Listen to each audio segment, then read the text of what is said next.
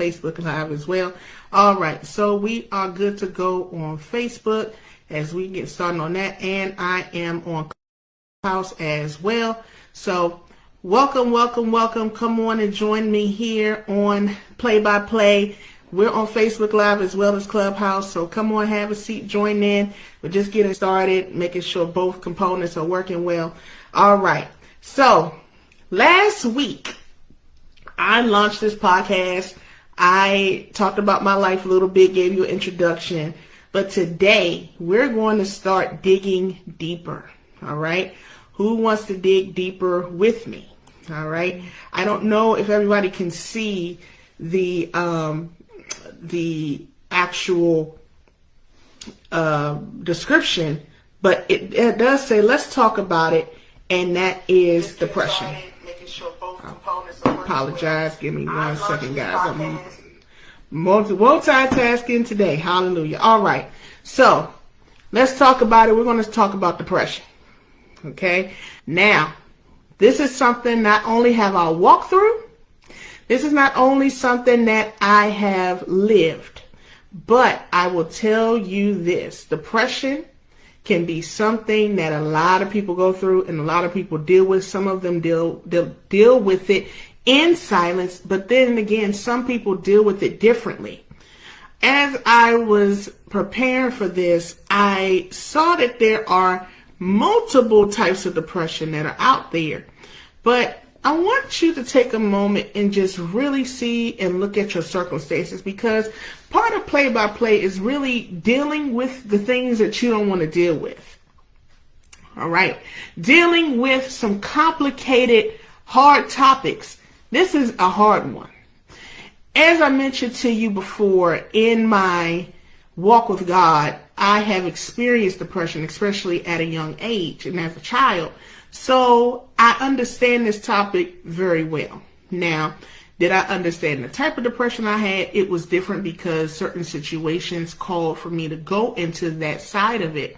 But let me explain something when it comes to depression. It can be like a heavy weight on you when you allow it to now sit on your heart, your mind, and your soul in order for you not to move forward in the things that you want to do. Some people stay in the bed, which is one of the things I did. Some people wanted to stay in the place of, oh, well, I just want to just not go ahead and just not entertain anything. I don't want to do anything. I don't want to live life. Depression is real. Depression is something, and it's an emotional, sometimes it can be clinical and sometimes it can be emotional, depending on how you deal with it. A lot of times, as I witness this, not only in my own life, and a lot of it I'm going to talk about my own life. But see, when we don't deal with things, they can continue to continuously control us and continuously stay in our life when we don't deal with our emotional state. We see the outcome of depression. We see the outcome of these things. But when you really look at your life, can you say, wait a minute, why am I deeply depressed? My depression started because, once again, in my environment, that is what I learned. I learned and I witnessed depression looking at my mom, looking at my grandmother, and now looking at myself. So this thing liked to trickle itself down the line. You see what I'm saying? So not only did I have a history of seeing it in my own family, but now here I am dealing with it as well. And this particular emotion leaves me feeling hopeless, leaves me feeling not worthy, especially have low self-esteem, feel extremely self-critical, judging myself very harshly. And as I've gone to therapy as well, and please be advised, as I go through some of these things today, if some of these things are within you and you know that you are battling depression, I highly encourage you, please seek a medical professional for this. This type of emotion, it can lead to suicidal thoughts. It can lead to you constantly keeping yourself isolated. It can lead to so many different avenues where your own behavior can become impulsive, erratic, because man was not created to be by himself. As I go through my story a little bit, I also want to mention there were many different characters in the Bible. And I want to talk about the main one, Elijah. In 1 Kings 19, 1 through 10, I want you to go back and read this portion. But in this story, it talks about when Elijah encountered Jezebel, and Jezebel threatened his life. And Elijah ran away to not only safeguard his own life, but then he fell into a depression. He was living in a time where it was very evil, and King Ahab and Jezebel were running things in that land and worshiping idols and worshiping different type of evil entities. And she was also very manipulative and controlling and wanted to kill the prophet. Okay, Elijah is a prophet. So in this time that Elijah was telling God, like, look, this is too much for me. I just want to basically go, just take me. I'm done. How oftentimes do we find ourselves in that place? I asked God many times in my own life, God, I'm done with life. I'm tired of living. And it breaks my heart that even children get to this point. People, please look and understand that God has you here for a reason to sit down and deal with this thing. Deal with this emotional state within you. It's going on in your head. It's going on within your heart. It's going on within your soul. And that is the thing. We have to realize when we need help. We have to realize that a lot of this that we go through, sometimes it could be hereditary. It could be generational. However, depression is leaning on your life, you now must look at it and deal with it. As Elijah goes on in this story back in 1 Kings 19, the Lord was able to send an angel to him and told him to sleep, to rest. Sometimes we get in our heads so much and we start overthinking.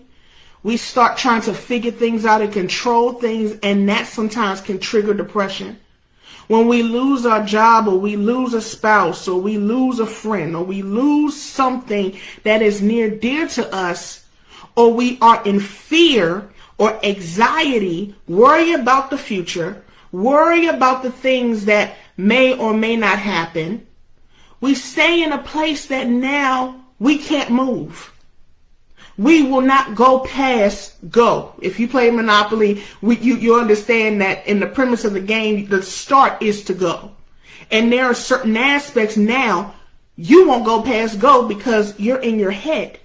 You're in your emotions now. And like I said, be mindful, some of this is chemical.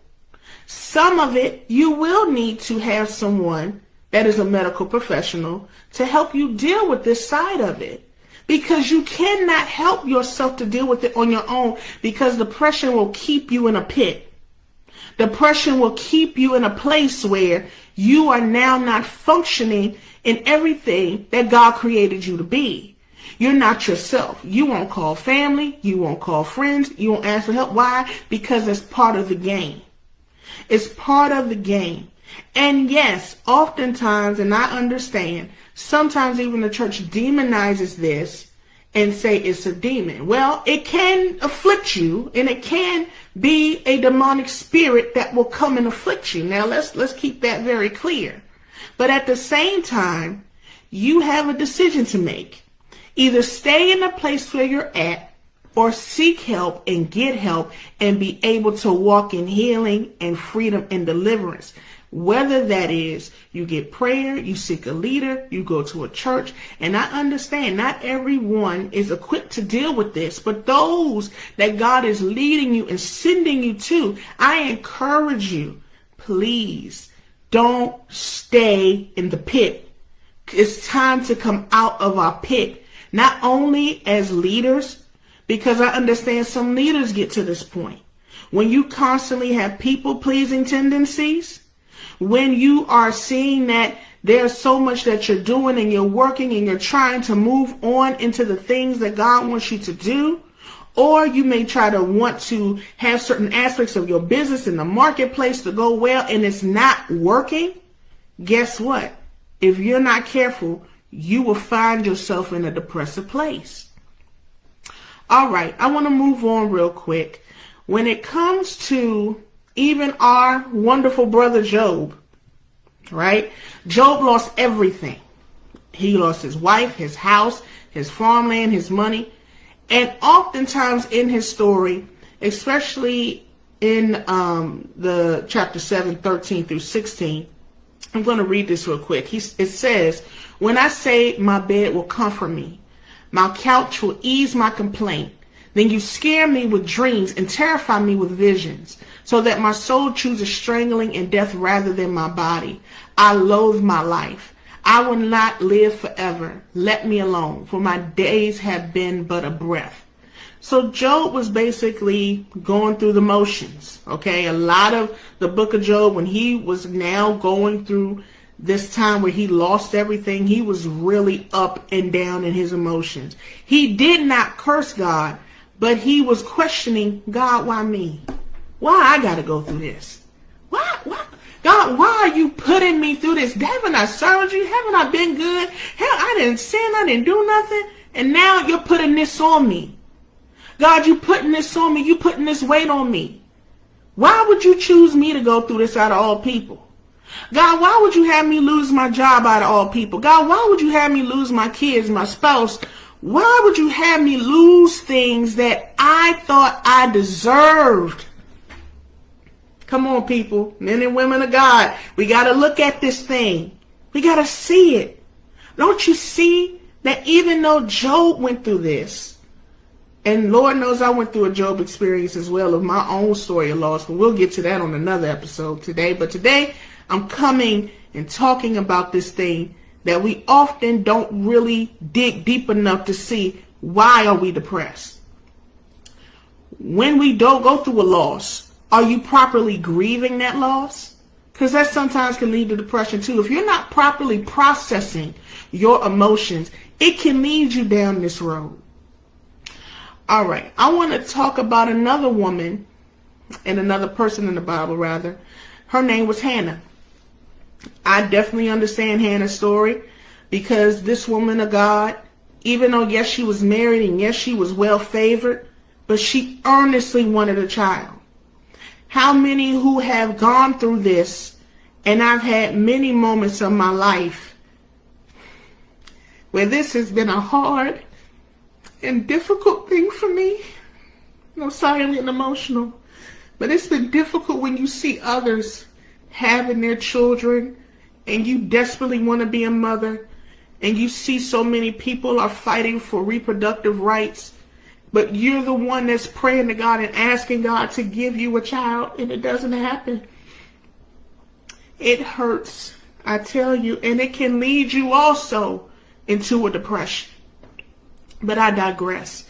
In 1 Samuel 1:10 through 11, it says, she was in bitterness of her soul and prayed to the Lord and wept in anguish.